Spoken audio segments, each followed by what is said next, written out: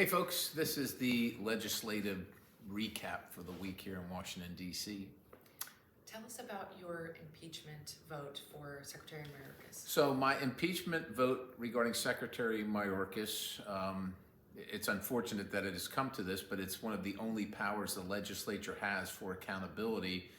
And in the case of Secretary Mayorkas, I think it is well earned and deserved the distinction of being one of the only cabinet members in the country to ever be impeached, but he is actively flouting the law. That means he knows what the law is and just not following it. It is the Secretary of Homeland Security who has presided over the greatest influx of illegal crossings in our history.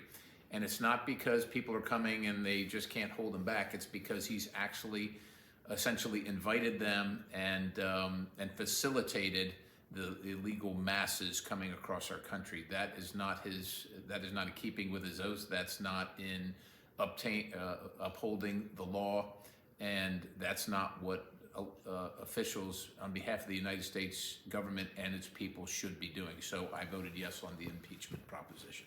What about your vote on Biden's liquefied natural gas policy? So the president has said that we are not going to export liquefied natural gas, and all that does is help Vladimir Putin, because they do export liquefied natural gas, and our allies need an alternative. We are the greatest and cleanest producer of LNG, and particularly in Pennsylvania with our Marcellus shale play. And so I voted to stop him from disallowing the export of liquefied natural gas. We don't want to help Vladimir Putin. And also keep in mind that under the Inflation Reduction Act of about a year and a half ago, there was an increased tax for your natural gas consumption for your heat of your home. And so all that his actions do is raise your prices even more. I voted to change that, and so that's kind of where that stands. This week, the House Foreign Affairs Committee had a hearing. You asked Biden administration officials about the policies on Iranian nuclearization. How did that go? Well, we didn't get many answers. Iran is enriching uranium well beyond what is needed for peaceful nuclear power production, well beyond. There is only one reason for it, and that is to manufacture a nuclear weapon. And so I asked what the administration's plan was to make sure that didn't happen. The person that had come in is the Undersecretary on Non-Proliferation, so supposed to be stopping other countries from constructing nuclear weapons, especially a terrorist country like Iran.